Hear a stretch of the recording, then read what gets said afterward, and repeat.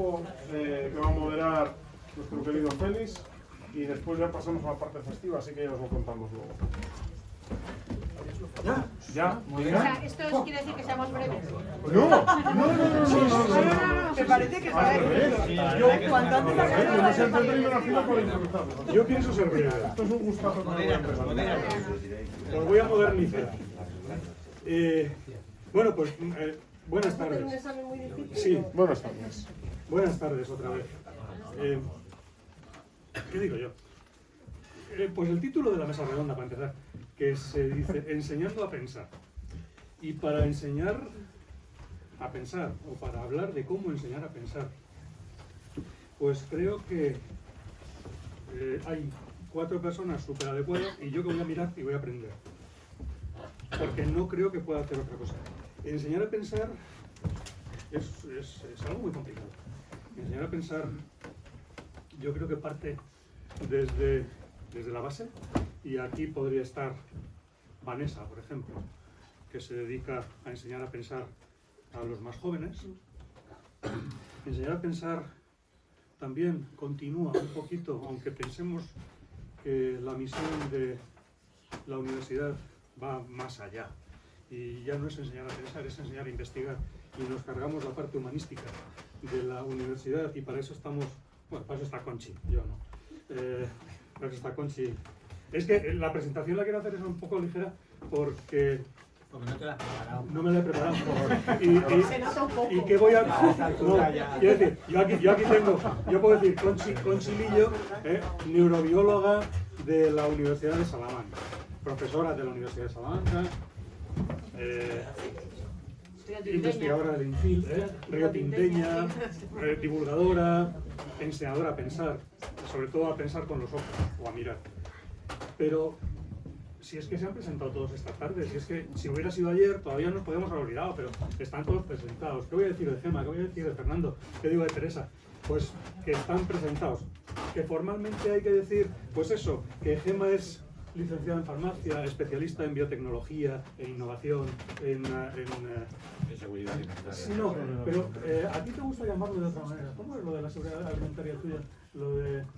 el imperio. Eso, lo del imperio. Ella trabaja en el imperio. Fernando, que también lo tengo ahí, pues sí, acaba de hablar. Y Teresa, bueno, investigador del Consejo Consejo Superior de Investigaciones Científicas y además profesor de Ecología, con lo cual él también forma parte de esa misión de enseñar a pensar desde el humanismo, que a mí es lo que me gusta, en la Universidad de Juan Carlos, y Teresa Valdés, que también nos ha deleitado con sus mujeres, con sus ilustradoras, con su... no sé qué decir. Pasemos, ¿no? Sí, a mí me hace, de verdad, o sea, verme rodeado de gente, iba a decir importante, pero de gente que sabe mucho. A mí eso me emociona y yo estoy aquí para aprender, por eso he dicho que voy a participar presentándoles y ya está. Y Teresa es, bueno, pues lo ha dicho ella, es ingeniera química, ingeniera del carbón, y está pues no sé cómo se llama, sí, lo has dicho antes, el Centro Instituto de Ciencia y Tecnología del Carbono del Consejo Superior de Investigaciones Científicas. Y entre todos ellos, pues yo quiero que nos cuenten esa entelequia, en principio, de qué es lo de enseñar a pensar. Si verdaderamente estamos enseñando a pensar a la gente, si aquí estamos consiguiendo que penséis, si con nuestros alumnos conseguimos enseñarles a pensar, o simplemente nos quedamos en esa parte memorística y esa parte mucho más artificial, ¿no? De aprender, de memorizar, y de soltar y de aprobar, y ya está. Y dejamos de formar personas para formar, ¿qué? ¿Enciclopedias? Pues Wikipedia ha mejorado mucho en los últimos tiempos. Y antes había que seleccionar, pero ahora yo creo que vale casi todo, yo lo uso mucho. Entonces, decidme, cualquiera de vosotros, el que esté más acostumbrado a enseñar a pensar, a enseñar a pensar. Sí, yo pensé que el CSIC era pensar, luego es rellenar formularios 14A. Eso lo hacemos todos. Eso lo hacemos todos. Entonces, ¿qué es para vosotros? ¿Qué hacéis vosotros para enseñar a pensar? Desde vuestra distinta... no me sale ahora me sale polisacárido, pero no es poliedro. Entonces, bueno, pero desde vuestras caras poliédricas, de trabajo, Y polisacarídicas también, polisacarídicas, por supuesto. Al fin y al cabo, el colágeno. ¿Cómo enseñáis a pensar? Gem, cuéntanos. Cualquier grupo, ejemplo. No, porque la tengo ya a la punta y no me puede tirar nada. Bueno, sí, pero... Sí, pero porque te he dejado allí la taza, ¿sí, no? En el tiempo cuando termino de trabajar en el Imperio, doy clases en la universidad, doy clases de legislación alimentaria, tú verás. Entonces la gente empieza a poner una cara, cuando me ve allí, pues entra en legislación y se creen que voy a artículo 1, reglamento no sé cuánto, que es lo que esperan de legislación alimentaria. Y mi primer momento es decir que allí están en esta clase para tener pensamiento crítico y para pensar, porque la normativa se encuentra y pensar requiere muchísimo más esfuerzo. Entonces tenemos que partir de la base de la humildad, de que, y ese primer día lo digo, ¿no? Que lo que yo sé es esto, y solo sé de alimentación, que me sacas de ahí y no sé más. De la vida en general, que no me gusta de un coche, no sé nada más. De alimentación sé esto, lo que no sé es esto, y lo que ni siquiera sé que no sé es todo esto. Entonces, el objetivo no es enseñar no sé si tanto enseñar a pensar como a crear una curiosidad. Y yo creo que eso es lo que hacemos o lo que conseguimos con la divulgación. Generar esa medida, en esa justa proporción, el pensamiento crítico, el suficiente pensamiento crítico que eso se elabora, y la suficiente curiosidad como para que seamos jardines de polinizadores y que lo que aprendamos aquí, la curiosidad que tengamos más aquí, la llevemos fuera y se la contemos a otros y generemos en esos otros esa curiosidad con ese pensamiento crítico, ¿no? Y yo creo que es la parte importante, que es que todos debemos enseñar a pensar al que tenemos al lado, ¿no? Y si somos capaces de generar esa semillita de curiosidad en cada uno de nosotros, pues habremos enseñado a pensar a muchísima gente. Sí, y ahora, relacionado con lo tuyo, pues quiero que Fernando amplíe. Y quiero decir, amplíe. ¿Por qué necesitamos enseñar a pensar si nacemos sabiendo pensar? Es decir, ¿por qué necesitamos homogeneizar a nuestros niños y decirles el nivel es este? Cuando casi de forma innata, instintiva, somos capaces de pensar, porque nuestra herencia de muchos miles de años nos lo permite. Entonces, ¿por qué enseñar a pensar? O dicho de otra manera, ¿qué es pensar? Bueno, mira, lo que ocurre es que vamos con retraso, como con las leyes y su aplicación y con la tecnología. Hay siempre un lag time, ¿no? Un tiempo de retraso. Estamos aplicando cosas que podrían tener sentido en el sistema educativo o en esta divulgación del conocimiento, podrían tener sentido hace un siglo aproximadamente, ¿no? Y no lo hemos actualizado. Para mí se habla mucho de pensamiento crítico, pero dentro del paraguas grande del pensamiento crítico es sobre todo ayudar, acompañar a la formación de buenas preguntas. Se hace esa frase célebre, ¿no?, de que cuando tuvimos todas las respuestas cambiaron las preguntas. Realmente lo importante en ciencia es plantear las buenas preguntas, eso es lo más difícil. Si tú planteas las buenas preguntas, tienes la mitad. Guillermo de Baskerville, en El nombre de la rosa, hoy salió a relucir en alguna charla, ya le decía a Atzo, ¿no? Si tienes todas las buenas preguntas planteadas, tienes la mitad del problema resuelto. Aprender a hacer las preguntas requiere reducir el énfasis en el cómo. El cómo, la pregunta es que es cómo. Tú le hablas a un negacionista de crecer económicamente y dice, ¿cómo? Pues ese tipo de cómo que te sale casi como del útero, no sé, de la parte más profunda que los hombres podamos tener también, es un producto social. Y podía tener sentido hace un siglo, cuando no estaba Wikipedia, cuando teníamos ese acceso a la información. Ya vendrá el cómo. Tú primero pregunta el qué. Y esta reflexión no es solo mía. La Universidad de Stanford hace un par de años sacó un análisis de las principales universidades, empezando por ella misma, reconociendo en primer lugar, hemos fracasado absolutamente como sistema educativo. Porque no está el humanismo que tú decías. El humanismo es el marco para los humanos, mientras sigamos pretendiendo serlo, para preguntar el ¿para qué? Primero va el para qué y luego va el cómo. Realmente, o el qué, si me apuráis. ¿Realmente queremos mitigar el cambio climático? ¿Queremos? Luego ya veremos el cómo, pero como no queremos, pues no lo estamos mitigando. Las preguntas son muy osadas, son tan osadas como tú las dejes llevar. El pensamiento crítico es revisar que tu pregunta es importante y tirar para adelante con ella hasta que se vaya resolviendo, y eso no se hace. Porque las preguntas incómodas son inmediatamente eclipsadas por la hipocresía organizada, por la falsa modestia, por todo un montón de vaselina social que le metemos a las cosas para no llamar a las cosas por su nombre. Y podemos hacer bromas con la edad de las mujeres, que todavía en Chile, en los formularios oficiales, no se pone el año de nacimiento si el investigador es mujer. O sea, fijaros el nivel de cursilería. Pero eso es anecdótico. Pero claro, la inercia de la guerra civil y de la dictadura de Franco todavía nos hace latentes un pudor a declarar nuestra acción política. No se habla de política abiertamente en las familias. Arrastramos todavía una serie de cosas que nos impiden hacer preguntas genuinas. Y eso para mí creo que hay que revisarlo. Entonces, tú dices, nacemos pensando, pero luego sufrimos un formateo, ¿no?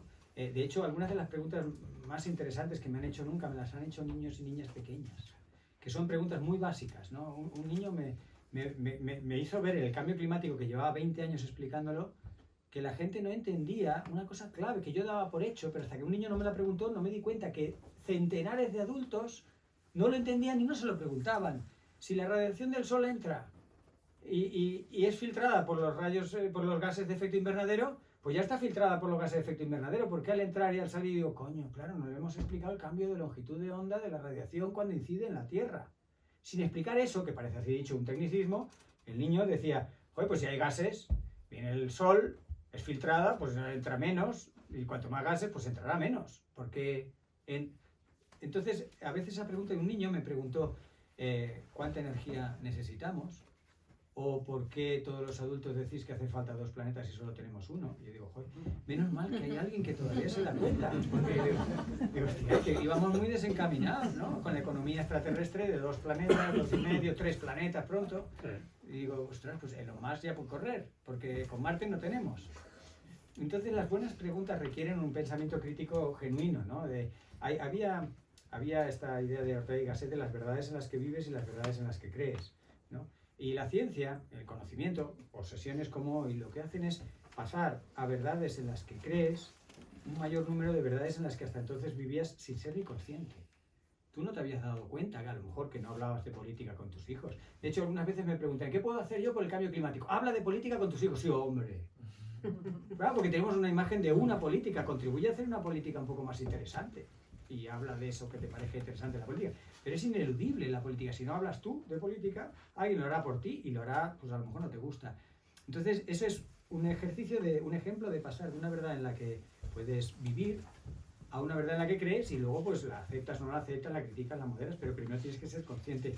Y esto no es tan innato, porque en la sociedad en la que vamos creciendo y en el sistema educativo en el que vamos entrando, nos va domesticando algunos talentos naturales y nos va ofuscando con preguntas más indirectas, con un pudor, con unas cosas muy sociales que ante una crisis, porque el por qué, ¿no? Porque tú también me has preguntado, que me has hecho varias en una, me estoy enrollando porque me has hecho varias. En una me has dicho ¿por qué? ¿Por qué vamos a aprender a pensar?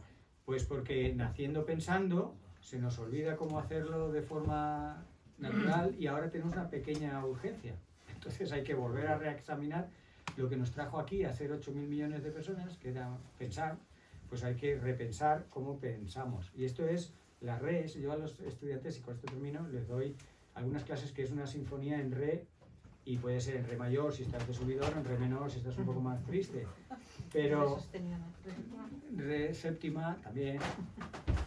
La recivilización, la restauración, la regeneración, el repensar, el reflexionar, ¿no? Y entonces juntas así como te hablan de las 3 R, nosotros hablamos ya de 50 res, ¿no? Porque hay que volver a darle una vuelta pero con otra mirada, si no vuelves al mismo punto de partida. Y a ver, ¿qué argumento yo como moderador Sigo yo sin Para más. estas sí, yo te voy a dejar ahora mismo, pero yo creo que ¿por qué es limitante hablar con tus hijos de política? No, exactamente. Pues mira, yo por allí, no, esto se puede resumir en habla más con tus hijos. Eso es, ¿por qué no hablas directamente con Habla tus más hijos? con tus Más hijos. que de hablar de política, habla con ellos. Que no hablamos con nuestros, creo. Prepárate a los hijos, va a ser terrible. Los niños de España no lo saben, pero va a ser Pues claro, terrible lo que hablamos. si no hablamos con nuestros hijos, no sabemos qué es lo que les tenemos que preguntar o qué es lo que nos van a preguntar ellos para enseñar a pensar. Que sí, estoy de acuerdo con esto de hablar más con los hijos, ellos no sé si estarán tan de acuerdo. Pero Así de entrada me da mucha pereza. bueno, Qué pereza. sobre todo porque a lo mejor no quieren hablar de los mismos temas, ¿no? Pero sobre todo además es que estamos en un momento en el que hay que parar. Porque muchas veces cuando hacemos preguntas y tenemos unas respuestas, esas respuestas tienen que ser interpretadas, ¿no? Y se ve muy bien a veces con los más pequeños, cuando les ponen un problema, les sale un resultado que es irracional, pues lo que salió, sale eso, ya no se piensa si ese resultado tiene sentido o no, o si necesito una interpretación adicional, ¿no? Yo qué sé. ¿Cuántas latas de pintura necesitas? 2,85. ¿Y eso qué son? ¿Puedes comprar 2,85 latas? ¿O necesitas comprar 2? ¿O necesitas comprar 2? O sea, que muchas veces a la hora de obtener un número y darle un sentido, fallamos. Y fallamos porque vamos muy acelerados a todos, ¿no? Creo que ahí, o sea, estamos todos, es culpa de todos en ese sentido, ¿no? Nosotros también como adultos o como profesores de enseñar a pensar vamos muy acelerados y a veces no queremos detener tiempo ahí a ver si a lo mejor priorizamos hacer 4 ejercicios en vez de entender el primero qué es lo que estamos haciendo, ¿no? Y yo creo que eso se nota también en los laboratorios. Yo solo doy clases a un grupo de alumnos del programa universitario de mayores, que es absolutamente gratificante porque están allí porque quieren, ¿no? Pero claro, eso es una perspectiva distinta, ¿no? Pero cuando tienes un estudiante en el laboratorio haciendo una tesis doctoral, lo de pararse a pensar y pararse a ver por dónde hay que seguir y por dónde los resultados que está obteniendo, qué sentido tienen y hacia dónde te dirigen, cuesta mucho trabajo, porque hay que seguir, ¿no? Parece que es mucho más importante poner el siguiente experimento que pensar cuál es el siguiente que tienes que hacer. Pero bueno. Yo siempre, perdóname que te interrumpa, siempre cuento la misma anécdota con mi hijo. Es que estamos hablando de hablar con nuestros hijos y yo creo que es muy importante que escuchemos a nuestros hijos en vez de hablar tanto, ¿no? Porque, bueno, igual que Conchi y tú, bueno, todos lo hacéis, ¿no? Que les llevamos a muchos sitios de estos. Yo le llevé a ver una charla, mi hijo adora las matemáticas, y le llevé a ver una charla con Clara Grima, que es una matemática maravillosa. Entonces mi hijo escuchó toda una charla de grafos y tal, y le digo, bueno, aprovecha y vamos a hablar con ella y le haces las preguntas que quieras. Pues tendría 6 años o 7. Y entonces baja y dice, yo lo de los grafos lo he entendido muy bien, pero ¿qué significa concepto? Claro, Clara se quedó como, mierda, niño ¿no? O sea, dijo, bueno, pues habla con tu madre. Entonces, que quizá queremos, cuando queremos hablar con nuestros hijos, les queremos enseñar a pensar, quizá les queremos meter nuestra propia información en vez de escuchar cuáles son sus inquietudes, en qué punto están, cómo están, qué es lo cuál es el contexto que les tenemos que dar, ¿no? Cuando tienen que empezar a hacerse mayores y a aprender a pensar. Y si alguien tiene alguna idea de lo que signiponerle concepto, pues que me lo diga luego. Yo se lo pueda comentar, a Nico. Pero ponerle baja a lo mejor no era el momento. Concepto en allá. Concepto, sí. Entonces, quizá el problema, y ya termino mi ronda de intervención y doy paso. ¿Me habéis dejado algo? Sí, voy a terminar contigo, es lo que quiero decir. Pero termino con Conchi y doy paso a todos. Entonces, a lo mejor el problema es que no sabemos enseñar a pensar. Ahí está, ahí va a llegar yo. Lo estaba ya maquinando, ¿eh? Claro. Realmente tenemos un sistema muy viciado. Es decir, al final el sistema educativo va a lo que va. Y antes estabais hablando, cuando mencionó Berto, ¿no? Que decía que si él se siente menos inteligente que su padre, ¿no? Menos listo, menos resolutivo a lo mejor, y seguramente que tu padre era menos que tu abuelo, es a lo que nos está conduciendo el sistema educativo. O sea, si estamos, como decía antes Fernando, pues cuadrando todo tiene que estar en el mismo nivel. tienen que llegar a unos objetivos muy pronto, le damos muchísima información, tienen que llegar a unos scores, ¿no? Tienen que sacar buenas notas, tienen que ser muy buenos en esto, en esto, en esto y en esto. Y no les da tiempo a pensar, o sea, no les damos esas oportunidades de replantearse las cosas. Y lo sé desde la experiencia porque yo doy clase a primero de biología, ¿vale? A chicos que llegan a primero de carrera en biología. Y ellos llevan viendo la célula desde tercero de la ESO o antes, en primaria, y yo les cuento la célula. Y entonces cuando me ven a mí, otra vez la célula, no, por Dios, otra vez la célula, no. Y les hago un control el primer día. Un control de cosas muy básicas. Me vas a Pero desde ahí todo es mejorar. Les hago un control de cosas muy básicas que tendrían que saber desde primaria. Y no tienen ni idea. Pero porque no piensan en el concepto de la célula como algo global. Les enseñan el núcleo de la célula tiene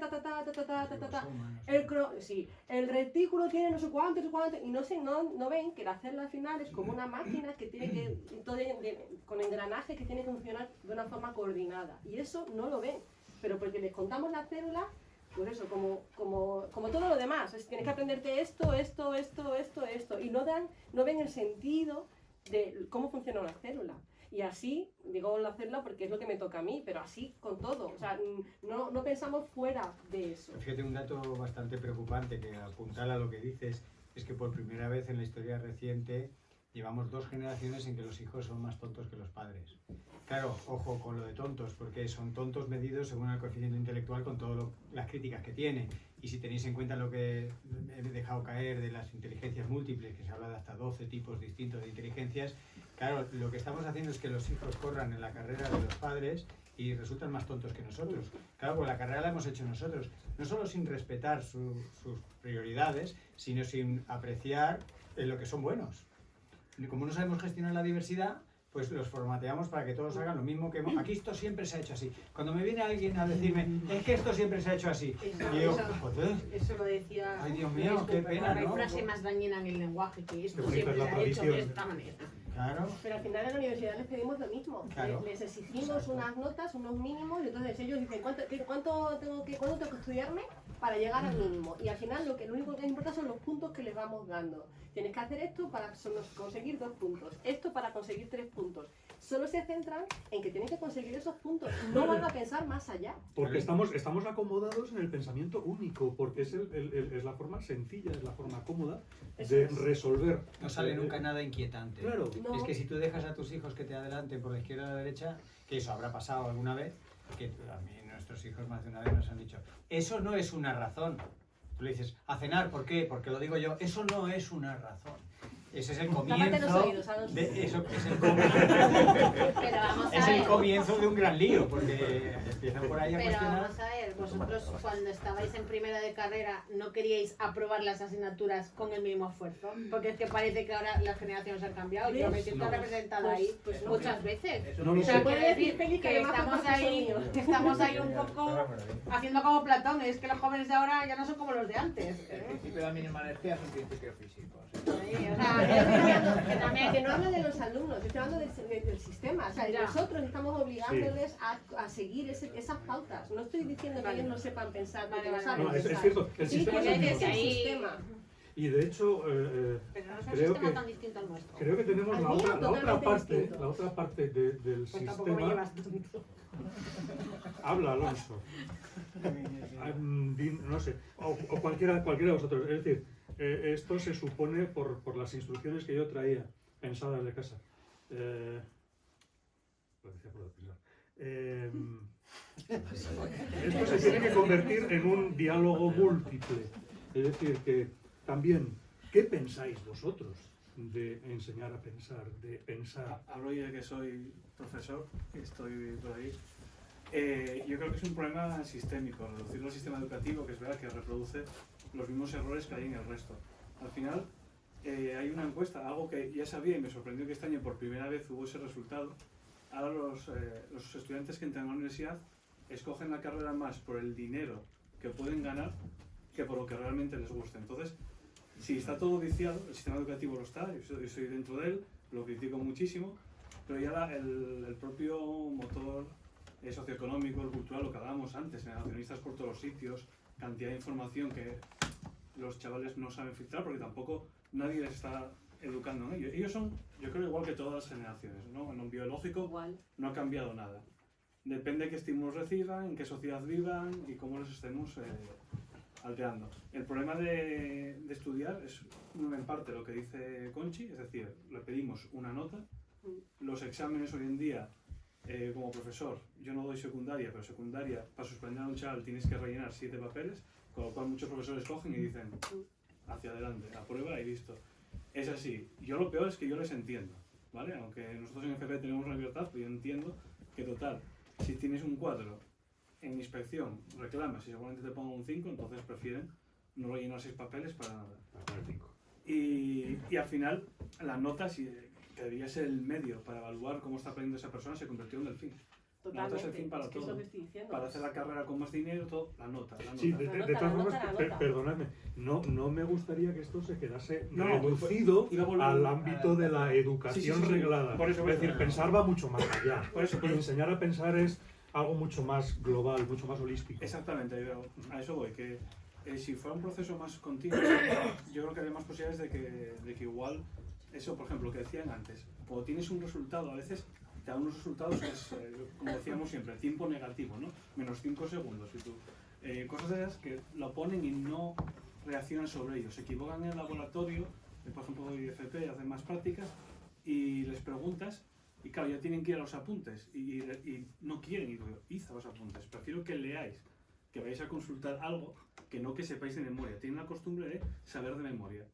Les preguntas algo que no saben y la primera respuesta es no lo sé o no. O intentar sacarlo de la memoria. Y yo muchas veces les digo simplemente, coge la libreta. Coge la libreta, léelo. Pero claro, ¿qué pasa? Tengo 4 horas a la semana para una asignatura que requiere teoría y práctica. Cada vez meten más asignaturas Sí. sin quitar temario de las importantes, pero meten otras que bueno, no voy a entrar en lo poco importantes que son. Y aunque estoy en un grupo con otros institutos para intentar ver cómo podemos meter el pensamiento crítico en la FP, etc., luego las limitaciones temporales y los horarios de los profesores. El profesor quiere llegar, o muchos de ellos, tener un horario muy fijo, dar sus clases, ganar su dinero y para casa. Entonces yo, por ejemplo, si estoy haciendo prácticas, que todos sabéis que en un laboratorio hay experimentos que llevan 3 horas. Yo tengo 2. ¿Cómo hago un experimento de 3 horas en 2? Tengo que coger horas a otros profesores. Algunos me dejan, pero hay otros que dicen, no, es que tengo que acabar mi temario sagrado de formación y orientación laboral, que para el técnico de laboratorio no le sirve de mucho, pero es un poco, yo creo que un sistema más flexible, más centrado en, o sea, que el alumno y el profesorado se impliquen en unos objetivos finales y un poco más eso, mayor autonomía, tanto para el alumnado como el profesorado.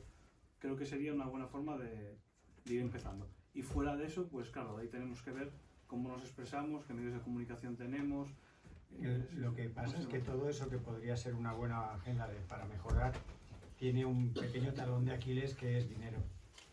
Los profesores se considera socialmente que bastantes vacaciones tienen y se les paga muy mal y son los que pasan más tiempo que nosotros con nuestros hijos.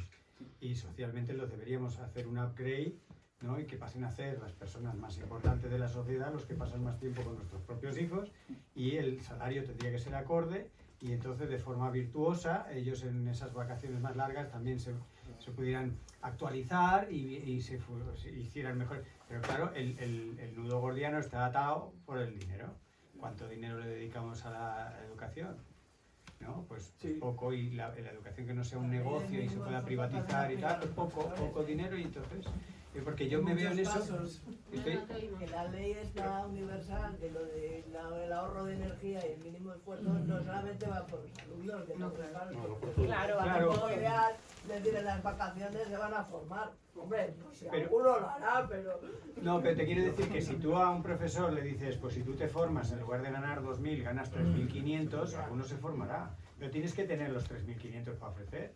Y no los tenemos porque no hay esa concepción. Bastante ganan con las vacaciones que tienen. Es un círculo totalmente destructivo, que hace primero que los profesores tengan auténticas crisis de ¿lo que hago sirve para algo? pero es que están constantemente cuestionados por todos los lados, la recompensa económica. Los alumnos por clase. Yo tengo ahora una tesitura de si elegir o no, si aceptar o no una invitación para dar más clases, no me da la agenda, pero me apetece, pero es que tendrías 50 alumnos en clase, entonces digo, ostras, ¿no? O sea, sé lo que es tener, la gran diferencia entre tener 15, 20, 30 y ahora me proponen 50. O sea, todo lo que estás comentando tú, la interacción profesor-alumno, al final, por desgracia, es la importancia en la partida de dinero y no sé, y personas que le pones a una cosa frente a otra. Y a la educación no le damos, nos llenamos la boca de ello, pero en la práctica se dedica muy poco. Lo vimos cuando hablaba de estos préstamos que le hemos dado a la banca, con lo que le prestamos a Caja Madrid solamente pagaríamos la educación de 10 años. O sea, estamos hablando de esas discrepancias tan asombrosas. La educación no vale nada en el presupuesto del Estado. Entonces, bastante que hacen los profesores a pulmón con 900 alumnos por banda, sienta un poco a toda vela. Teníamos por allí una pregunta. Sí. Bueno, yo creo que en general lo que nos está pasando, ¿no? Bueno, es la obsesión por la productividad y esa sensación de no perder el tiempo, ¿no? Y no perder el tiempo, ese es el mayor enemigo para pensar creativamente. Si no tenemos un distanciamiento, si no tenemos silencio, si no tenemos... Entonces, simplemente repetimos mecánicamente cosas. Me parece esa reflexión clave. Me parece que la clave del capitalismo es el dejarnos sin tiempo. Claro, Esa búsqueda eterna de una felicidad que no alcanzamos y que tenemos que producir y al final somos esclavos de un tiempo que no tenemos. Y hay que volver a controlar el tiempo. Fijaros, una parábola también de esto es la hipoteca. Todos hemos normalizado la hipoteca, pero si la hipoteca es una locura que debería ser excepcional. Le das al banco lo único que tienes, que es tu presente. El pasado no existe, el futuro tampoco, y le das tu presente. O sea, hemos normalizado cosas que son absolutamente excepcionales. Si tú estás en una situación súper precaria, bueno, hipotécate. Pero yo me atrevo a decir que la mayoría de aquí hemos tenido una potente hipoteca en nuestras vidas. Y eso te habla de esa pérdida del control del tiempo. Y lo que tú dices de perder el tiempo es completamente, puede ser el título de una serie de Netflix o de un libro o de algo para pensar mucho. ¿Qué es perder el tiempo? Perder el tiempo es mirar, anda que no te lo habrán dicho a ti, Alberto. ¿Qué te dicen las litologías? Que pierdas el por lo que tiempo. estaba planteando, digo porque me quedé... Perdón, sí, pero es que me pareció muy importante eso. No, gracias. Quiero decir que esto lo conecto también con lo que se estaba planteando esta mañana, ¿no? Entre cómo responder a las preocupaciones ¿no? ante el fin del mundo y ante el fin de mes, ¿no? No me acuerdo quién fue el que lo dijo, pero me pareció muy ilustrativo, sobre todo de esa búsqueda de sentido, ¿no? Por un lado, darle sentido a las cosas, pero luego, es lo que te decía muchas veces, déjate de pajaritos preñados y sentido práctico. Venga, hay que resolver cuestiones que están mucho más en la índole de la respuesta a las preocupaciones del fin de mes, ¿no?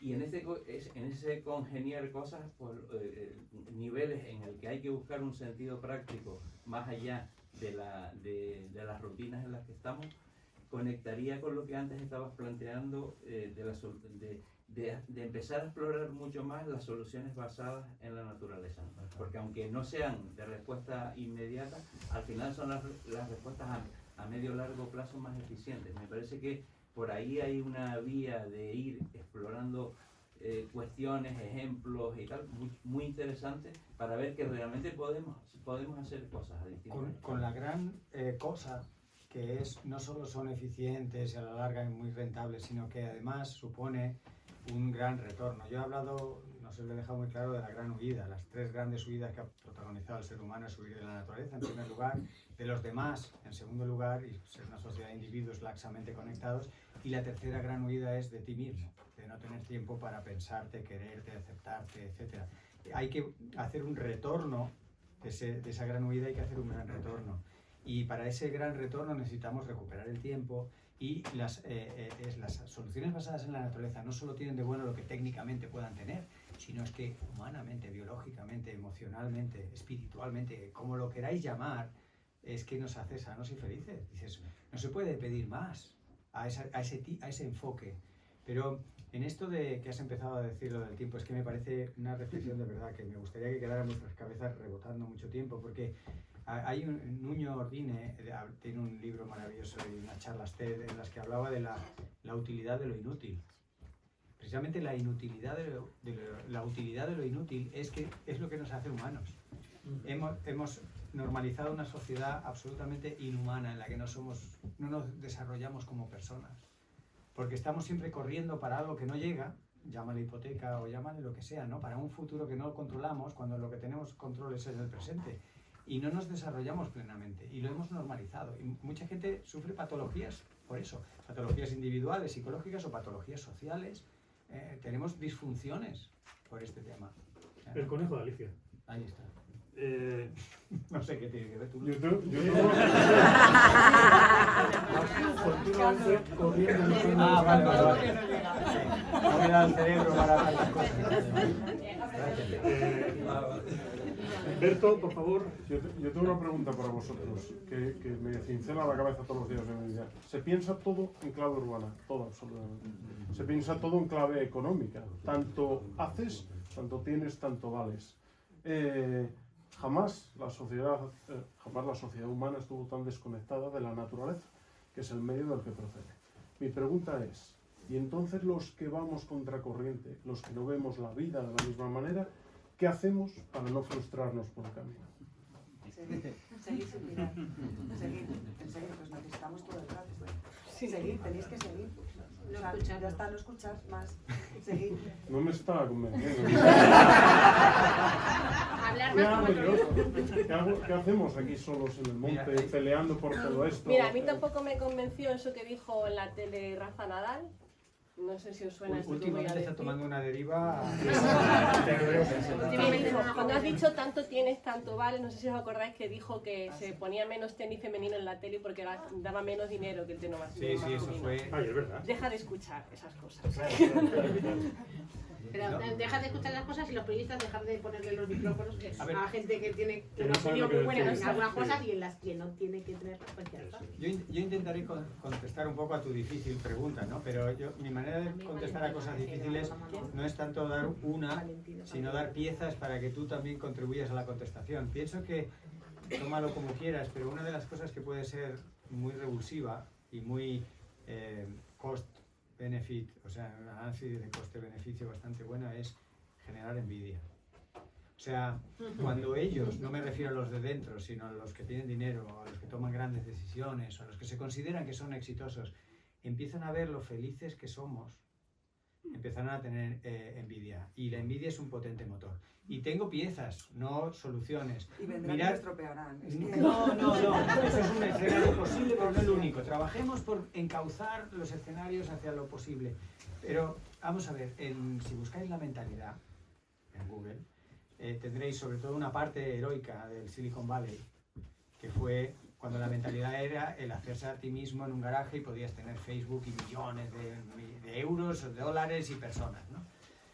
Cuando tú miras la mentalidad y los análisis más críticos ahora de la mentalidad, son gente muy lista, muy capaz, con muchísimo dinero, con los mejores asesores del mundo, con un bolso lleno o bolsillo lleno de ansiolíticos. Ellos mismos padeciendo la tragedia que han generado, con una tremenda inseguridad del mundo que han creado. No solo tú como Facebook, sino tú como tecnología inhumana en la que no vives bien. Esas personas mirarían con envidia lo bien que lo pasamos aquí tomando un chorizo a la sidra. No es tontería lo que estoy diciendo, porque hablamos de emociones, hablamos estamos escarbando, vosotros más avanzados porque vivís aquí, las cosas que nos dan sentido, que nos hacen sentir bien, en esa felicidad más de constante, ¿no? Que los griegos llamaban eudaimónica, una felicidad que tiene que ver con el sentido de la vida. ¿Qué sentido de la vida tiene Elon Musk? ¿Tú crees que él no se la cuestiona? Mucho. Y si eso no te convence, piensa en la neurociencia. Eso que estaba diciendo. No, a ver, piensa en la neurociencia. Si no te convence eso, tú fíjate, toda la gente que tienes, esto para ti alimenta tu sistema de recompensa, que es lo que tenemos en el cerebro. El sistema de recompensa genera dopamina. Esa dopamina es lo que te da a ti felicidad. Y ya está. Se acabó.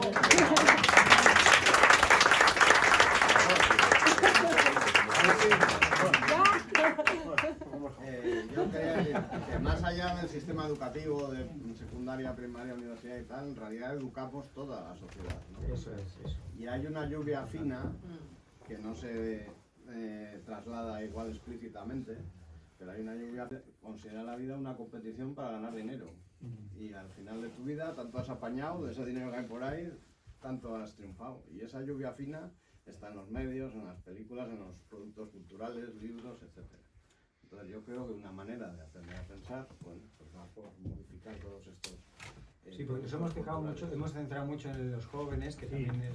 Pero más allá. Ahí, claro, nosotros mismos nos educamos, o sea, los que tenemos todavía algún canal abierto, que no lo hemos cauterizado con un láser, pues nos preocupa o nos interesan cosas que no van bien. Los que abrimos los ojos ante una realidad un poco incómoda, queremos aprender cómo hacerla menos incómoda para otros o para mí, o generar más sostenible, dar más salidas a una situación un poco agónica.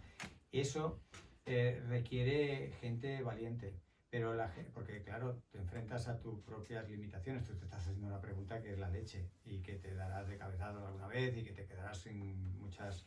Yo muchos días llego a casa diciendo no sirvió para nada todo esto, y Lucía me recuerda, pues ven antes a casa. Entonces tienes que ser en eso un poco valiente a enfrentarte a tus miserias, a tus limitaciones, para salir de ellas. Y romper, tenemos un desafío histórico. Como ya he dicho, para mí yo veo que seríamos casi la primera civilización que no colapsa si evitamos el colapso. Sabemos cómo hacerlo y tenemos la herramienta de la globalización para abordar problemas globales rápidamente. Podríamos, y mi trabajo y mi esfuerzo es intentar hacer un poco más probable algo que es muy difícil. Bien, pues tenemos más tareas equivalentes en el día a día, ¿no? Que es esto, enfrentarnos a estas miserias, a estas limitaciones y verlas como auténticas oportunidades para pensar distinto, ¿no? Pero claro, el ciclo de la historia que tenemos que acelerar, el ciclo de la historia yo creo que todos lo vais a entender con un sube y baja, ¿no? Sociedades, civilizaciones, momentos duros generan personas, o difíciles, generan personas duras, resolutivas, esa imagen que tenemos de los padres o los abuelos emprendedores. Gente fuerte y dura genera tiempos buenos y fáciles, que genera personas blandas y débiles, protegidas, que generan tiempos difíciles, que luego requieren gente fuerte para... Entonces el desafío ahora es, sabiendo que eso es así, es un poco inevitable, ¿cómo podríamos acelerar la transición? Porque hemos vivido 40, 50 años en una Europa benigna, que nos han anestesiado, que hemos vivido bastante bien, la esperanza de vida ha crecido, por primera vez está estancada. Nuestros hijos eran cada vez más listos, pues empiezan a ser un poco más tontos. Estamos empezando a asomarnos a un cambio de ciclo. No todos, hay excepciones. Es lo que tienen las estadísticas. Hay mentiras, grandes mentiras estadísticas. Tendríamos que acelerar la transición de una sociedad, digamos, anestesiada, que ha generado personas débiles, ¿no? Teníamos que acelerar esa transición que de forma natural nos llevaría un tiempo, a enfrentarnos a un colapso, llámalo como quieras, a una gran crisis o varias crisis una detrás de otra, para que salieran de nosotros los más fuertes, los más decididos, los más valientes. Y entonces para mí el truco es engañar un poco a esos ciclos de la historia y hacer en menos tiempo que la gente que estamos muy acostumbrados a ver Netflix en el sofá, pues salgamos un rato más del sofá y hagamos cosas incómodas para generar mundos mejores, que están por venir mundos peores. ¿Cómo hacerlo? No tengo muy claro, pero es lo que os decía. Primero el qué. ¿Queremos hacer eso? ¿Nos atrevemos a hacer eso? Luego ya veremos el cómo. Luis y Valentina. ¿Primero Valentina? Pues primero. Luis, primero Valentina. De pie, ponte de pie, Valentina. Perdón, vale. No se os ve. Os voy a trasladar una pregunta que a mí personalmente me obsesiona y es de aquellas que le voy dando muchas vueltas, y os la quiero trasladar porque valoro muchísimo la opinión que podáis dar todos los que estáis en la mesa. Cuando hablamos de fomentar el pensamiento crítico y de enseñar a pensar, las recetas que damos pues es educación, es dedicarle más tiempo, es buscar información independiente, establecer el diálogo, pues ya sea con tus hijos, con tus compañeros, con tus amigos y lo que sea. Pero a mí lo que me preocupa es que muchas veces hay gente que sigue esta receta y acaba en caminos profundamente equivocados. Ya sea gente que empieza a buscar información y acaba en bucles de desinformación enormes, bueno, Gemma, tú lo sabes que en redes sociales justamente la gente que más tiempo dedica a buscar información nueva es la que cae en el típico bulo de pues esto es un contaminante que te va a matar o esto no sé qué. Y luego al revés, gente que justamente por informarse por su cuenta, por tener ese pensamiento súper crítico, acaba en bucles de negacionismo, ya sea negacionismo climático o cambio climático. Entonces, Señor, ¿puedo? la pregunta es, ¿cómo fomentar el pensamiento crítico sin que eso derive en desinformación, negacionismo o conspiranoias? Mira, el cerebro colectivo nos ha llevado a Marte. Ahora necesitamos desarrollar el corazón colectivo. Es volver a ser personas conectadas. La real inteligencia colectiva es una inteligencia emocional compartida. A esas personas que naufragan en Internet, buscando tantas cosas que ya no saben qué buscan ni cómo buscan, lo que tienen que hacer es búsquedas en Internet colectivas, contrastar su mirada con otros, el acompañarte en el más difícil de los viajes, que es salir del lío en el que nos hemos metido, con gente. Y enseñar que la gente más parecida a ti no es necesariamente la mejor o la única compañía en este viaje. Necesitas gente con el principio de la biodiversidad que ilustraba antes. No ir solo y buscar complementariedad. Un equipo de fútbol que todos sean Messis perdería la liga. Necesitamos gente complementaria, diferente y compañeros de barco ineludiblemente para salir de problemas complejos. Valentina, yo aquí además creo que muchas veces lo que decían, no sé quién lo dijo esta mañana, ¿no? Que a lo mejor los tontos son dos, y que es verdad que nos fijamos mucho en los extremos y que en gran medida el trabajo de enseñar a pensar o el de la divulgación debe ir dirigido a toda esa masa informe de grises que sí entienden o quieren entender o tienen intenciones de recibir una información y ser capaces de valorarla, ¿no? Y claro, esos luego no se ven porque no hacen ruido, pero son muchísimos más que los que finalmente se aparecen polarizados, ¿no? Vale, que luego hacen mucho daño porque en redes sociales son terribles, ¿no? Pero sobre todo eso, desde la divulgación hay que pensar que muchas veces cuando a veces dudamos ir o no ir a los sitios, ya no es para convencer al que está enfrente de ti, es para que ese discurso no convenza a todos aquellos que necesitan explicaciones y que se mueven en posturas mucho más intermedias. Desde mi punto. Sí, eso pasa al final mucho en las redes sociales. Valentino, tú también lo sabes. No es lo mismo contestar a un negacionista que sabes que está diciendo tonterías en Twitter, ¿no? Y te contesta o te rebate algo por el simple hecho de llamar la atención y que le contestes, ¿no? Que, por ejemplo, lo que hacemos en algunas ocasiones, voy a poner un ejemplo particular personal con Pablo Motos. A Pablo Motos le sigue muchísima gente y le oye muchísima gente y le cree muchísima gente, cualquier cosa que salga de su boca, aunque sea una barbaridad.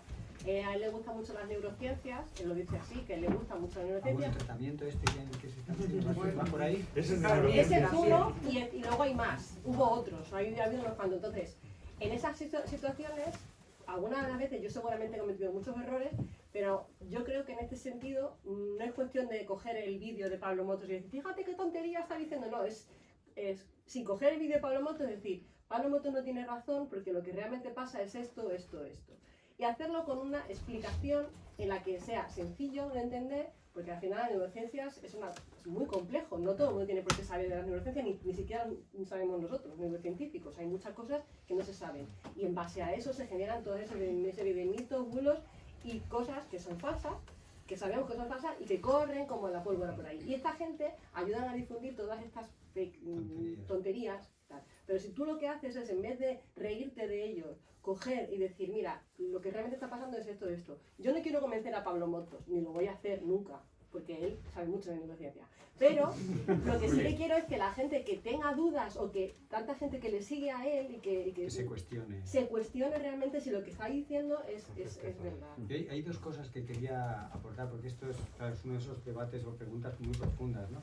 Yo, ante esta situación, pienso que muchos de los que divulgamos o salimos a las redes o damos charlas o tal, sacamos, digamos, algo de conocimiento fuera de la caja de los especialistas, tenemos una función que muchas veces pasa desapercibida, que es la de ser altavoces de lo que muchos piensan.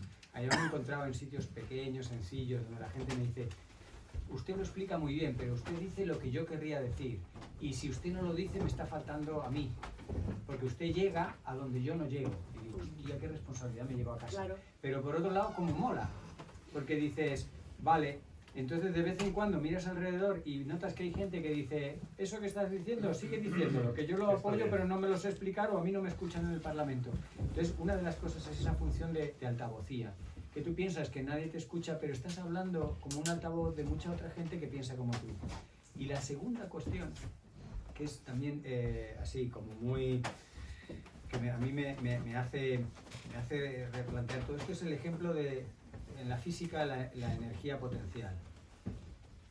Pequeño paréntesis, recordar la energía cinética, la energía potencial. Podemos poner una cosa en el techo de esta casa, ¿no? Un cubo de 5 litros, no hace ningún trabajo, está allí puesto.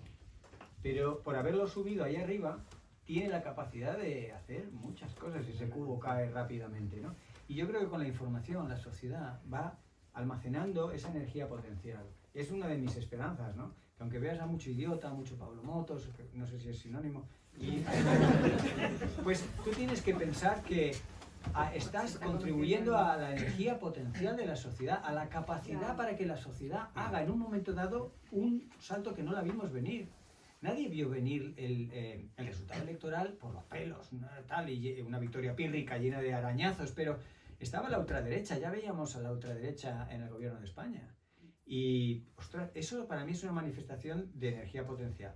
De pronto la gente que no se manifestaba, que no decía nada, que decía, uy, Dios mío, esto que oscilos, qué horror, dijeron, hay que ir a votar, macho. Habrá que ir a votar, aunque me viene fatal. Y votaron. En esto de las redes sociales y de la divulgación de cosas que van en contra de lo que es la creencia general, hay que tener mucho aguante también. Y a veces es difícil. Porque en cuanto yo, o sea, en este sentido sigo hablando de mí porque ha sido mi experiencia personal, rebato una cosa que dice Pablo Motos en frente de todo el mundo y que para todo el mundo es como Dios, a mí la que me cae es brutal. O sea, a mí me han caído un par de veces por decir que Pablo Motos no tiene razón, pero un par de veces de chorreo que he salido en forocoches, por ejemplo. ¿Vale? Reíros, pero tela marinera. O sea, a ese nivel. Piensa, perdón, te doy la palabra en un por eso te estoy diciendo. Piensa que el otro bando actúa igual.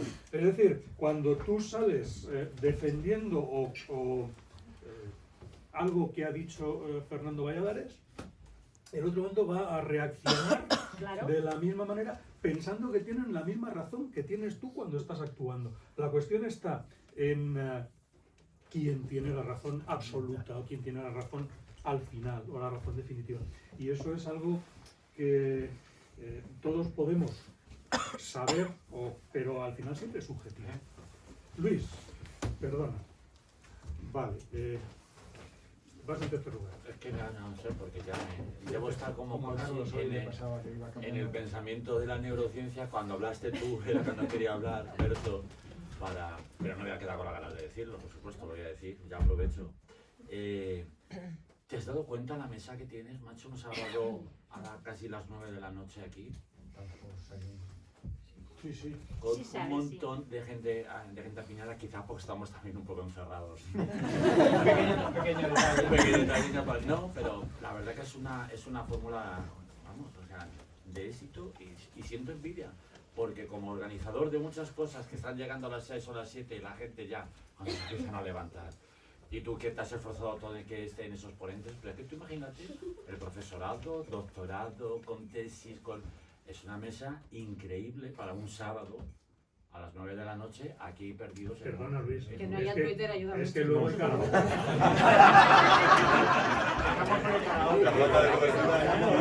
No estamos perdidos, estamos en el centro del mundo, que es el lugar en el que se producen las cosas. Pues, a tu pregunta, que nos hiciste a nosotros de por qué aquí, que te has hecho luego, estamos en el centro del mundo. ¿Cómo me gustaría volver a las reuniones esas que has dicho tú de los jóvenes, del Club de los Poetas Muertos, cuando se reunían para hablar? Que parece que ahora es como vergonzoso que digas, vamos a reunirnos porque vamos a hablar de ciencia, de pensamiento, etcétera. Y Pablo Motos estaba antes de anoche con este chaval que le... No quiero oírlo. El de Diverso, el de que nombrado el mejor cocinero del mundo, David Muñoz, y dice, Porque es que yo Pablo Montoyo, cuando como champiñón, es que como sé que estoy comiendo caca, porque el champiñón nace de Yo no digo Pablo Montoyo. Pero ¿sabes qué le dijo? ¿Qué le dijo él? Está comiendo gónadas. Es que si te pones así, está comiendo gónadas. Claro. Qué ricas, ¿no? Y entonces le dijo él, es que ¿sabes qué pasa? Que la gente como tú que le da, bueno, más o menos yo entendré que le daba asco casi todo. Dice, de pequeños eres unos enquencles que os quejabais a vuestra madre porque no os gustaba comer nada, David, a él. Dice, es verdad. O sea que lo que tenemos ahora es fruto de una infancia frustrada. Eso lo explica todo, ¿no? Que lo explica mala alimentación. Es mala alimentación, bueno, educación haría. El fruto de una educación que no le enseñó a pensar. En mi casa decimos que era el del colegio el que recibía todas las collejas. Y se está vengando ahora, porque sí. Segurísimo. Tenemos dos intervenciones pedidas. Una. Yo voy a responder a ver. Ya, pero bueno, va para todos. Para mí, yo creo que no hay un pensamiento urbano rural, sino que somos grupos. Aquí tienes tu grupo, una familia muy grande, que creas unos bienes nuevos, otros se van, aunque sea una vez al año, es una cosa maravillosa, ¿no? Y lo voy a hilar con una frase de un filósofo francés que no sé cómo se llama, pero que me ayuda muchas veces a explicar cosas. Que me corrija algún filósofo en la sala, que sé que hay, a ver si lo sabe, que dice, tenemos tecnología de dioses, instituciones medievales, pero un pensamiento del paleolítico aún y socialmente, grupos pequeños. Y a mí muchas veces me parece como un resumen de ha salido todo, han salido dioses, ha salido tecnologías, ha hablado de las instituciones. ¿Eso es tuyo? Yo soy francés, pero no tengo ni idea. Ah, no, creía que era tuyo, tío. No. Y muchas veces es lo del paleolítico, que tienes que buscarte pues, a tu grupo. Pues al final los grupos de 150 personas los tienes casi. Claro, tu tribu. Tienes una tribu, claro. Y empatizar para pensar, ya está. Sí, pues fíjate.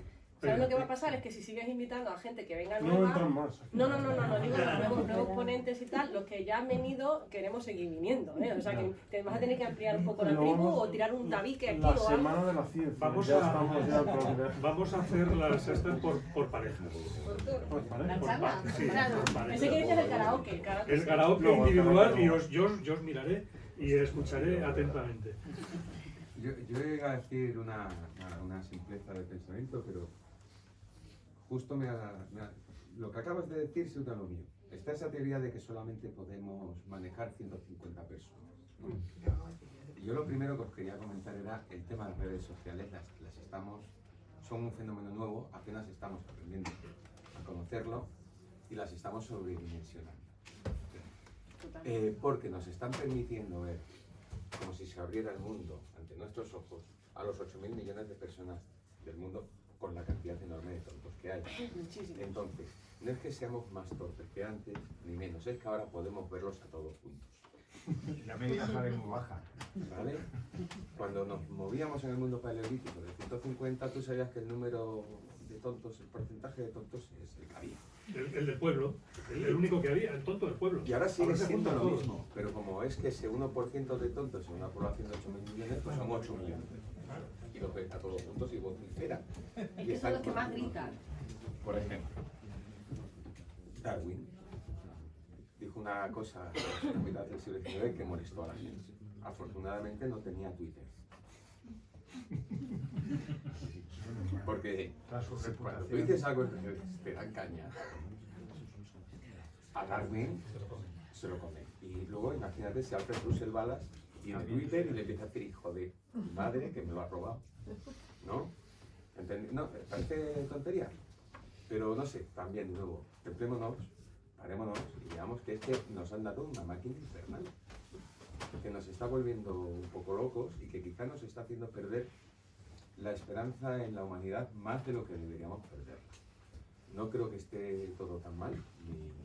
No, pero al final es lo que decía Valentina esta mañana, al final mueve el mundo. O sea, porque cuatro tontos se juntan y dicen que la nieve se quema y es plástico y no sé qué, y se generan noticias y noticias y noticias sobre eso, porque al final mueven el mundo, es lo que la gente quiere ver. Tontos del mundo unidos. Eso es lo que está haciendo la Yo red. dentro de esa máquina... Y la amplifican eso a veces los medios de comunicación. Dentro de esa... Dentro de esa máquina infernal, yo cuando estoy viendo TikTok, porque sigo TikTok, y voy pasando y de pronto aparece y digo, anda, vaya dale. Te sale me gustas que son míos. Pues no mal, porque la verdad es que se me va a faltar TikTok. En TikTok no es Instagram, ni es Twitter, ahí no tienes... Pero que dices, mira, ¿cómo te puede sorprender las redes sociales? Entonces aparece con el mensaje de ese día. Pero es porque le ves. Quiero decir, las redes sociales una de las cosas que hacen es polarizar y es mostrarte la parte sesgada, eso es. O sea, tú ves a Valladares porque obviamente es alguien al que admiras, le has visto y tal, y a mí me salen vídeos de gatitos porque me gustan mucho los gatitos, pero Valladares no me sale. Entonces, una de las cosas es... Bueno, ahora sí te va a salir. Ahora sí. Pero ahora sí porque me estará escuchando mi teléfono con el altavoz. No, que no hay cobertura aquí. No hay cobertura. Pero bueno, que sí que seamos conscientes. Hay una cosa que a mí me parece muy importante a la hora de evitar los sesgos, y esta mañana cuando escuchaba lo de Lucía, o esta tarde cuando escuchaba lo de Lucía, qué hacemos con los sesgos, ¿no? Y lo primero que tenemos que hacer con los sesgos es asumirlos y ser consciente que tenemos ese sesgo. Entonces, ¿qué es una de las cosas que hacen las redes sociales? Pues mostrarnos una sociedad sesgada, una sociedad polarizada, que no es la realidad de las sociedades. Y tenemos que aprender a utilizar esas redes sociales con eso, ¿no? Yo hace mucho tiempo Para con nosotros, no es la realidad. Para estos, claro. Es que yo me tiene alucinado, y sobre todo los que sigáis TikTok, la gente más joven que sigáis TikTok, hay un chaval mexicano que se llama Uno, ¿te suena a ti? 31 millones de seguidores. Pero que no hay tanta gente. Sí, ¿de qué habla? ¿De qué habla? Ese chaval se hizo famoso porque se inventó una caminata en pandemia. Entonces toda la gente imitaba su caminata y ha seguido, estaba entonces como 20 y tantos millones, ha seguido siguiendo, y el otro día que le miré, 31 millones de seguidores. Le buscáis y... ¿Pero qué es lo que hacía?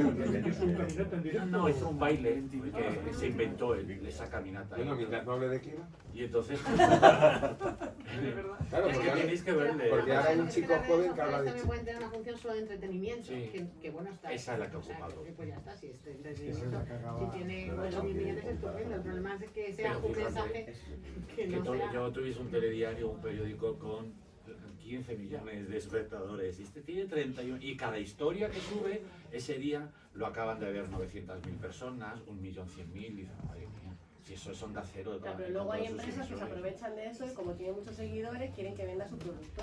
Y al final es lo que... Hombre, claro, al final es pasta, publicidad, ya está. Pero te venden un mensaje que ya sí está polarizado, ya no es entretenimiento solo, ahora ya No, es...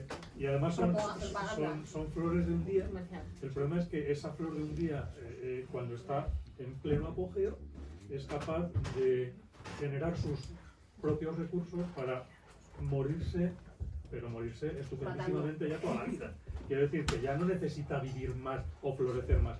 El problema está en eso, en que somos tan tontos, que somos capaces de dar nuestro donativo a esa flor de un día sin saber que esa flor de un día no vale para nada. Es decir, por lo menos elijamos la flor que queremos, a la que queremos dar nuestro donativo. Ese es el problema de las redes. Y luego la generalización, lo decía Pedro, al final es darle importancia a lo banal.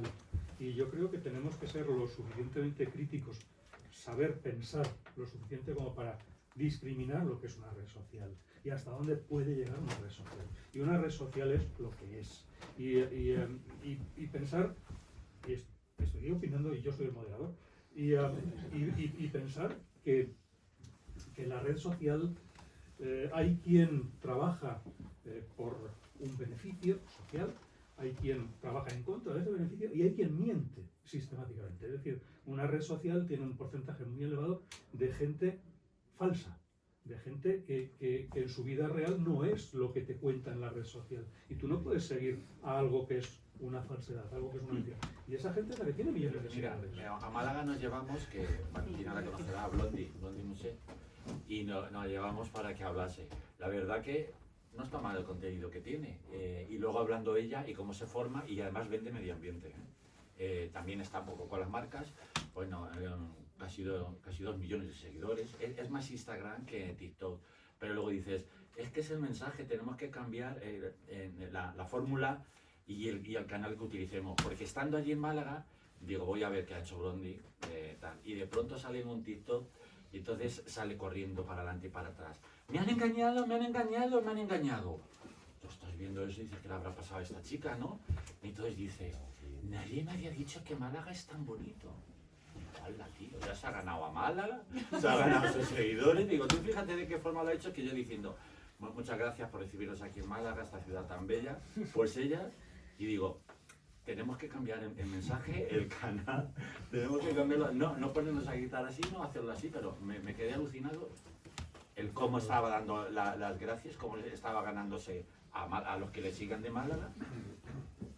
Y en lo que primero parecía como algo que le había pasado, ¿no? Que le habían robado la cartera o algo así, ¿no? Y digo, impresionado. Los nuevos lenguajes. Los nuevos lenguajes, Sí, pero es que no me salía eso. Todo eso está ya aquí y está para quedarse y vamos a seguir ampliando Y las tenemos redes. que cogerlo. Y entonces, y no solo eso, sino que nosotros que somos conscientes de los sesgos y de cómo funcionan y de la polarización, de todo lo que genera, al final eso tenemos que decírselo a nuestros hijos. O sea, tenemos que, al final lo vemos al principio, tenemos que hablar con ellos. Ellos tienen que saber cómo funcionan las redes y no dejarles el teléfono así para que experimenten.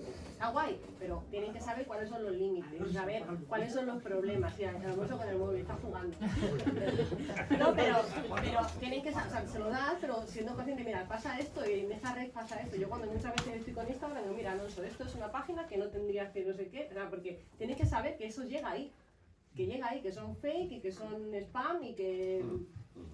Es que creemos que porque han nacido con esa tecnología, saben usarla y No. nada más lejos de la No, realidad. claro. Igual que cuando... Pero si no sabemos nosotros, yo no sé usar Instagram. Yo no entiendo No. por qué. Tú no nació con ella. Eso es como pensar que cuando yo nací ya había coches y por tanto mi padre no me tenía que enseñar a cruzar la calle. Tal cual. No, igual. Y salen los críos a la calle y le dices, oye, tienes que mirar a los dos lados. En cambio, le das un móvil a los tal y le dices, ala, entretente un rato y lo que hago yo otra cosa.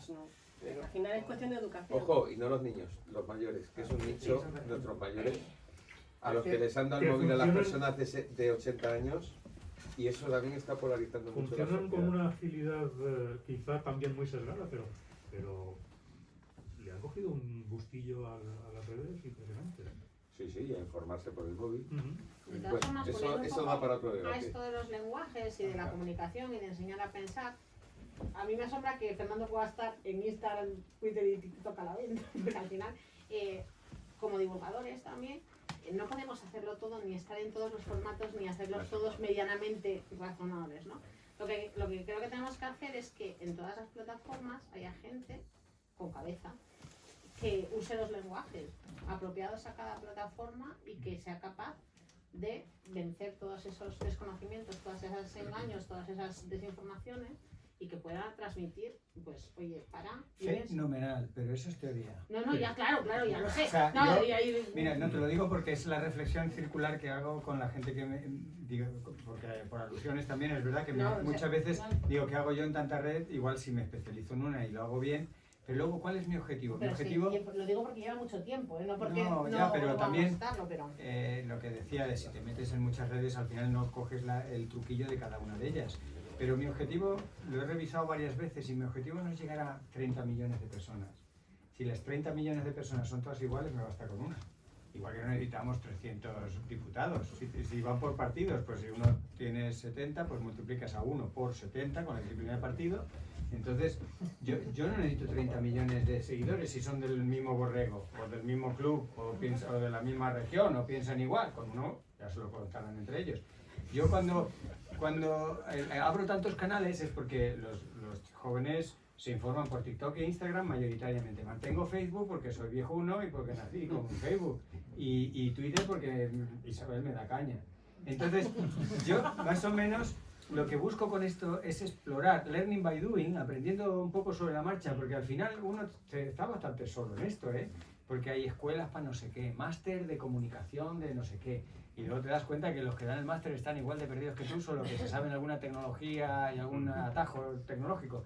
pero no está muy claro. Entonces, digo, yo quiero llegar a gente distinta, no tanto a mucha gente, sino a gente que es improbable que se venga en un fin de semana al país de la Belleira. Que estoy encantado de estar aquí, me carga las baterías, me da nuevos argumentos, aprendo cosas, pero en realidad mi objetivo es, ojalá este de Vox se haya quedado con la copla y diga, ¿y el Valladares este qué hace? Y ostras, por uno de Vox hago lo que sea.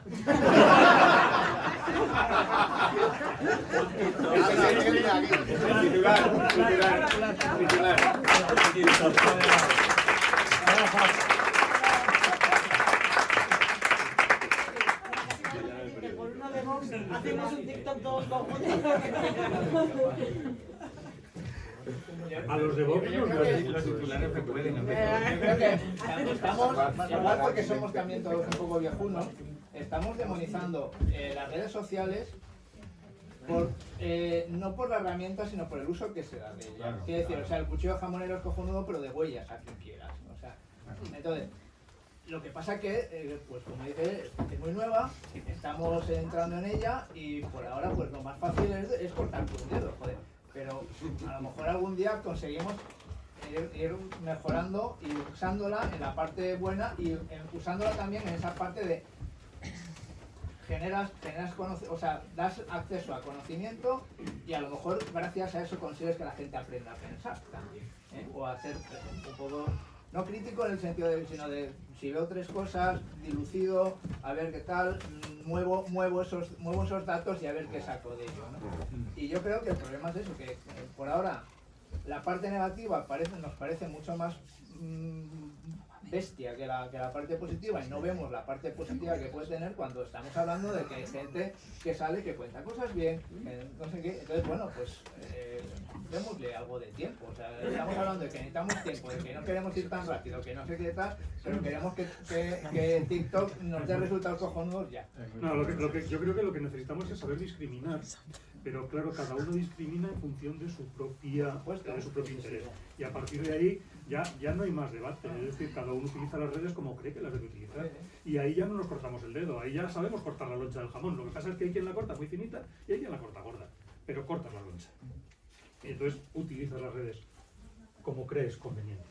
Pero bueno, pero al final el usarlo para matar a alguien también existe la posibilidad. Sí, entonces hay que intentar conseguir que sea el menor de los usos posibles de esa herramienta. Y no por eso vas a prohibir. No. ¿Eh?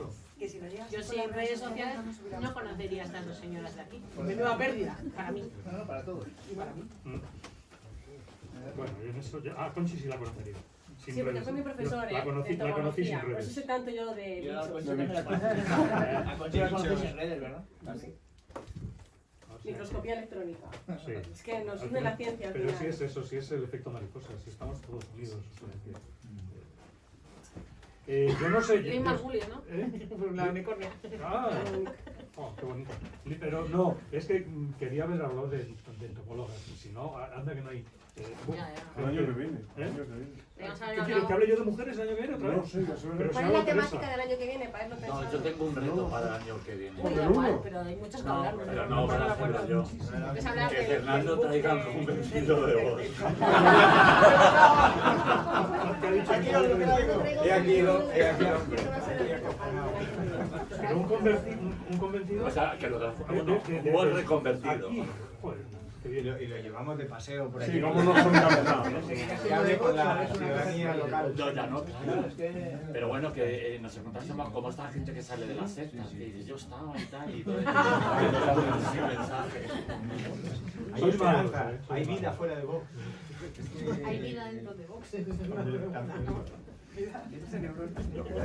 Bueno, yo no sé si al final lo que decía Luis de mantenernos. Hay una pregunta, creo. Ah, perdón, ¿quién quería preguntar? Ah, adelante, por favor. Yo soy invitada aquí, llevo el segundo año, estoy encantada con vosotros, con todos. Y soy celadora, ¿vale? Trabajo en el mundo sanitario, pero soy personal no sanitario. Llevamos con las leyes del personal desde el 71, nos regimos por esas normas, ¿vale? Y es una pena que nuestro trabajo cada vez está menos valorado porque no hay un FP que nos apoye o o una ley que nos apoye distinta, porque pues, de 71, te imaginas, las cosas han cambiado mucho. Entonces mi pregunta, que las leyes has dicho que están muy obsoletas, es si realmente podemos confiar en que algo va a cambiar, o si confiar en la política, porque está todo que no dejan ni hacer, ni todos los detractores que hay. Yo te animaría que confiaras, pero no lo confiaras todo. Claro. O sea, yo soy partidario de los planes A, B, C en paralelo. O sea, las leyes son muy necesarias, pero son completamente insuficientes. Llegan tarde, se quedan pequeñas, no se actualizan. Entonces, creo que hay que generar este pensamiento crítico un poco más activo, ¿no? Y a lo mejor lograr alianzas entre sectores. Yo, una de las cosas que me da mucha pena, Madrid todos los días presencia muchísimas manifestaciones en paralelo. En la calle Gran Vía están los de Iberia, en la calle de Alcalá están los de Coca-Cola, en la calle de no sé qué han venido de Murcia para el agua. Si encontráramos las comunalidades entre muchas de esas manifestaciones, que en el fondo están yendo a cosas muy parecidas, se ganaría mucho efecto capaz a día de hoy, a tiempo presente, a tiempo real, de ciudadanos y ciudadanas reclamando cosas. Si tú logras armar tu reivindicación de tu sector laboral dentro de una reclamación muy análoga, más general, que agloba a más gente, ostras, pues es uno de los atajos que una democracia útil, una democracia activa, una democracia participativa, deliberativa, pues puede hacer en paralelo. No digo de pasarnos a eso, no es como las medicinas alternativas, que no las planteo como una alternativa, sino, bueno, si a ti te sienta bien mascar chicle, pero no está demostrado científicamente, tú vete haciendo lo que te dice el doctor y masca chicle, por si acaso eso también.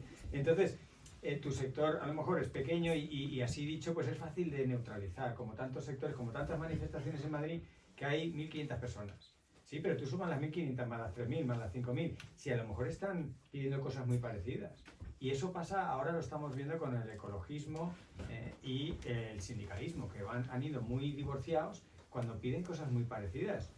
Cuando en el fondo una sociedad más ecológica y más social es más sostenible en los dos lados. Coño, intentemos hablar. Ahora hay algunos sindicatos que están intentando ponerse las pilas en materia ambiental. Pues hay que también aproximarse por el otro lado. Y reclamaciones más específicas de sectores tan, digamos, que te mueve el corazón, como el vuestro mueve el corazón, porque te da como mucho reparo. Pero ya hemos hablado del propio sector educativo, ¿no? Los profesores y profesoras, muchos de ellos están en una situación muy incierta hasta que logra su plaza, consolidarse y van de un lado al otro.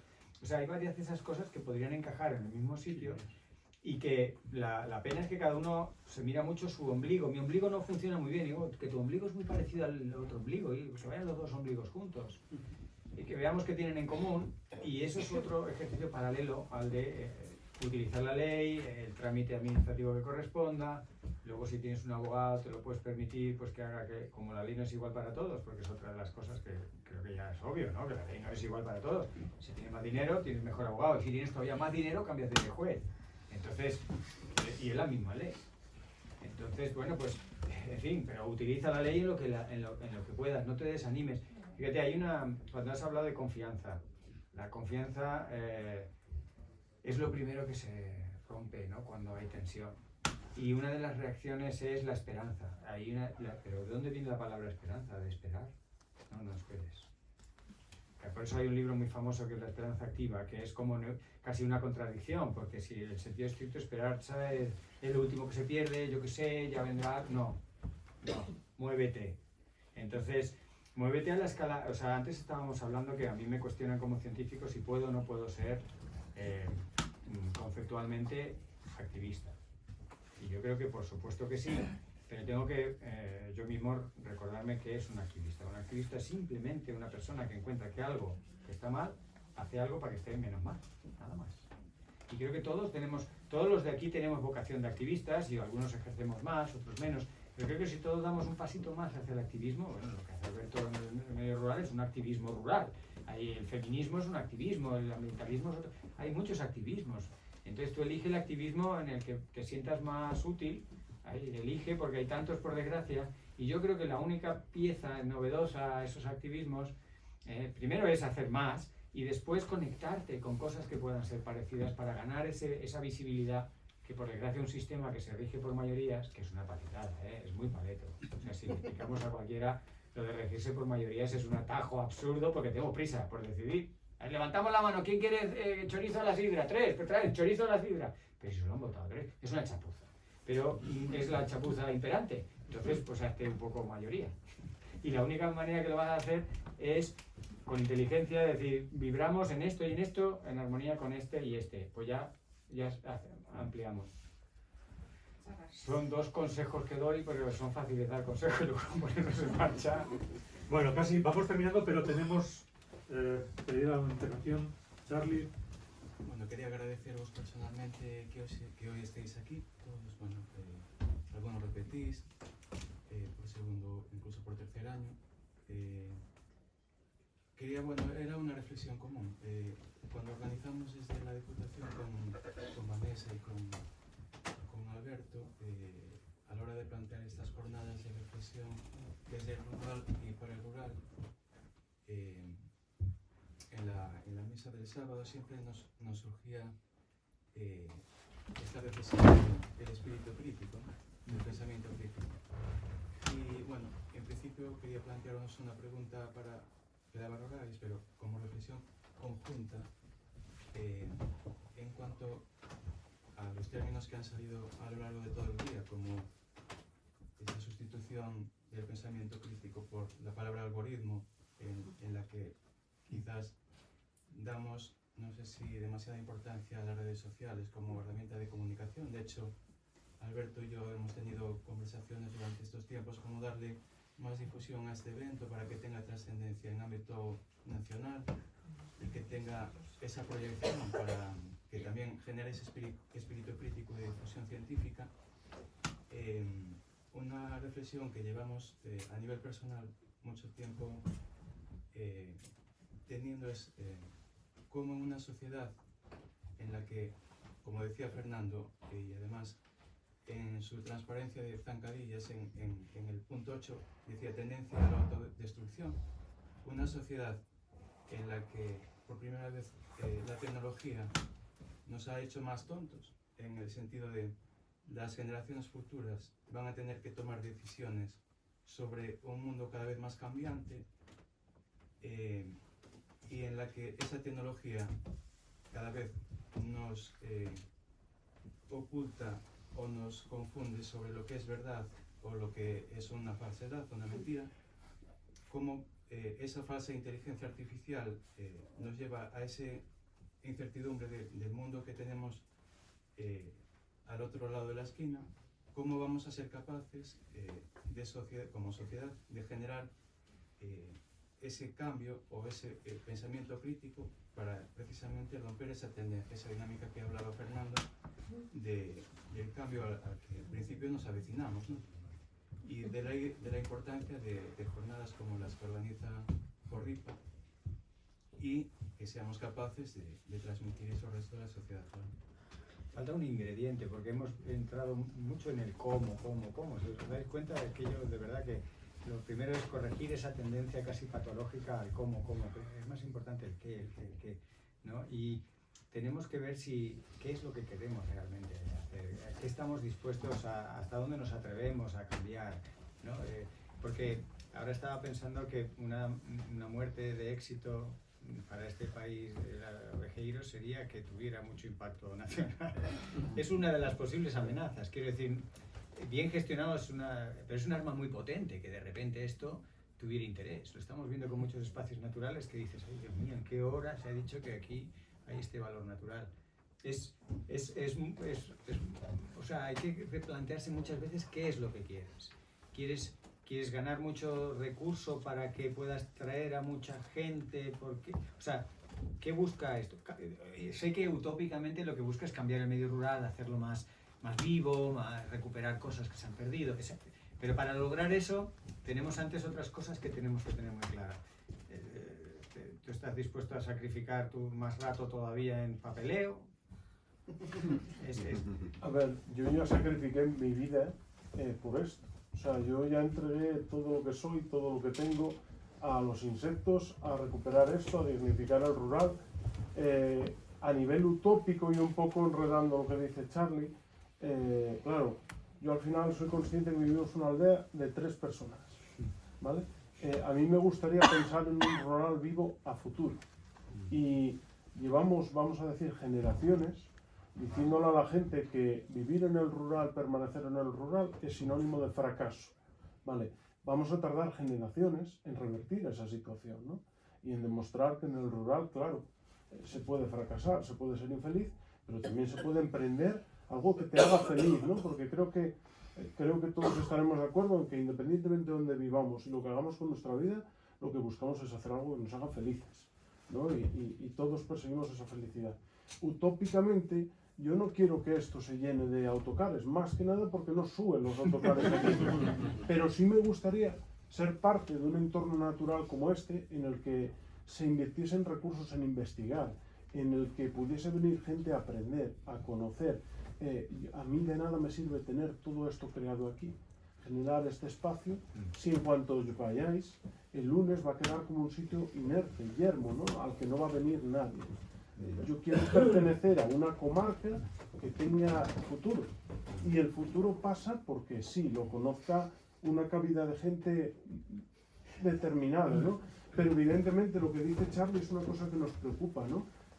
Si pensáramos el tiempo que invertimos nosotros, ¿no? Vanessa, yo, el resto de gente de la asociación, la gente de la Diputación, en organizar todo esto para la repercusión que al final acabamos teniendo, que es una pequeña nota de prensa en el progreso de Lugo, yo lo comparo a otros eventos que no tienen trabajo detrás o que se hacen sin cariño, sin pasión, y la repercusión que se les da, dices tú, caray, si quieres que algo sirva de motor y que se replique en otros territorios, también se tiene que ver como un motivo de orgullo, ¿no? De envidia, o de decir, claro, pues hay que replicar ese modo. Pero has usado muy bien una palabra que es también, no solo, sino también.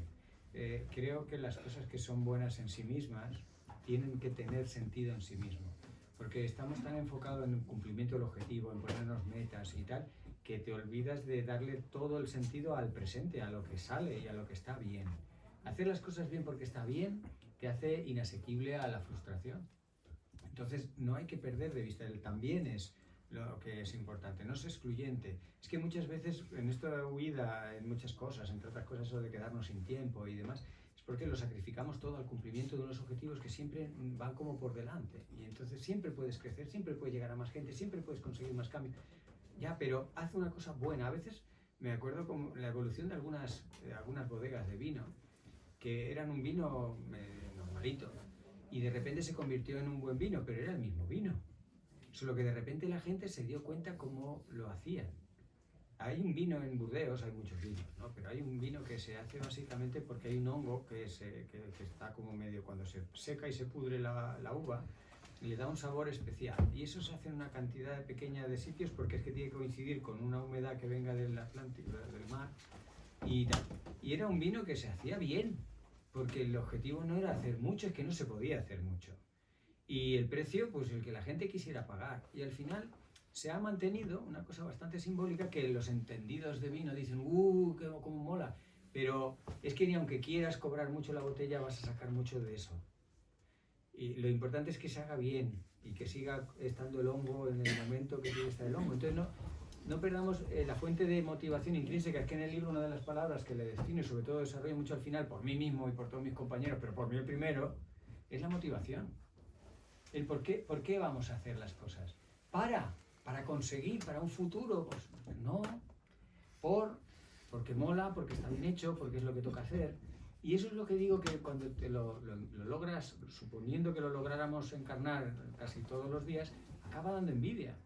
Porque eso no es ninguna tontería. Hay mucha gente que está desanimada, sola, triste, desconsolada, divorciada o deprimida, porque su vida no tiene mucho sentido. Solo está hipotecada hacia un futuro, hacia unos tal. Entonces no perdamos, es por eso lo del también, insisto mucho en el también. Hay que calcular mucho a dónde puedes crecer, pero no soltar el asa de lo que es valioso. Te estamos diciendo todos y tú mismo puedes notar que aquí hay algo un poco especial, que es muy irrepetible, y eso es como esa pequeñas viñas que te estaba poniendo como ejemplo en ese sitio tan raro que mira quién iba a decir que un hongo que parecía vaya mierda que te está pudriendo las uvas le da un sabor y no sé qué.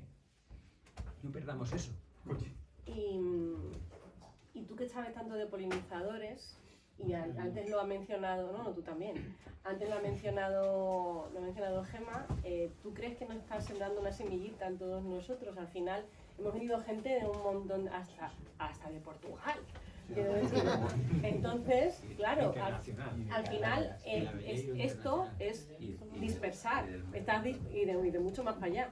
Estás dispersando todas estas esporas, las semillas, para ir sembrando la huella de la Belleiro allá donde nos vayamos nosotros, porque vamos, estas dos están aquí porque yo aquí, claro, es así, al final todo esto va amplificando la señal. Te digo que ya lo conté ayer antes de venir. Claro, entonces, que las redes sociales hacen mucho, pero lo que también hace más es esto, porque además es como transmite realmente, Sí, ya sabéis pero que las redes sociales son como muy neutras. Yo entiendo a Berto, porque a mí me lo dice de vez en cuando, ¿no? Me dice, me duele, me pongo en su cuerpo, en sus palabras, me duele que algo que hacéis vosotros, los que hacéis, pues eso, algo en redes, alguna comunicación seria y tal, tenga 30 likes y venga un subnormal haciendo una tontería y tenga 45.000. Es cierto que eso duele. Y la calidad de los likes que te dan, porque estamos siempre al número, pero es que al final, si esos 30.000 likes son de 800.000 bots y no llega nada, pues es que al final es como cuando vamos a los institutos, ¿no? Que parece... Yo de esto siempre hablo de la divulgación de salón y la divulgación de bajar al barro, ¿no? Y cuando vas al instituto no sale en las redes sociales ni tiene repercusión, ¿no? Pero puedes cambiar la vida de dos chavales que de repente piensan de manera diferente. Y luego a lo mejor pues vas a una sala en Oviedo, una sala de estas un poco más así, como con más prestigio, más caché, y te van 80 señores de mediana edad que ya no van a cambiar su forma de esto, pero eso sale en el periódico porque va gente más importante y sale más en redes sociales. Pero al final el cambio es menor. O sea que muchas veces pues nos ciega, ¿no? El brillo de los 8.000 likes o lo que sea. Pero que no, que al final las transformaciones empiezan desde lo cercano. Y si tú consigues aquí cambiar o inspirar dos movimientos, pues dos movimientos este año y esos dos implicarán como la reproducción de los bichos. Esto es exponencial. Claro. Los bichos otra vez. Los bichos. Bueno, pero piensa en también buena época. que los movimientos artísticos, muchos se originan con un grupo relativamente pequeño de personas más o menos disruptivas que se juntan a hacer algo. Y luego la historia pone aquellos embriones de un café donde se juntaban los literatos o de un sitio donde se juntaban a pintar o unos músicos en el salón. Eran grupitos muy pequeños. ¿Y quién iba a decir que aquellos grupitos, por masa crítica, no iban a tener el impacto que luego acabaron teniendo? Y yo creo que un poco es algo disruptivo. O sea, algunos ingredientes que hay que recordar es ser disruptivo, diferente y tal, ser un poco auténtico, no andarse con trampas y triquiñuelas que se acaban sabiendo, hacer las cosas con un poco de coherencia y de autocrítica y de decir vamos a hacerlo bien.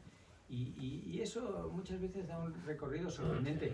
Muchas asociaciones ecologistas que voy conociendo más en lo rural, Ecologistas en Acción tiene mucho establecimiento así en zonas, te van poniendo y dices, ostras, porque claro, predomina el pesimismo, predomina, joder, la de movidas que hay aquí y tal, cosas como Altri o así grandes que tienen. Pero luego ellos mismos, cuando ya se relaja un poco, empiezan a decir, ostras, nadie pensó que 20 años dando por saco con aquello, pues luego paramos aquello. Y hay un montón de ejemplitos que dices, ostras, ¿y quiénes eran? Pues eran 6, o empezaron siendo 7, cogieron unas cuantas firmas, sí, pero en realidad no era, eso no es tanto el número. Y ya por hacer una broma,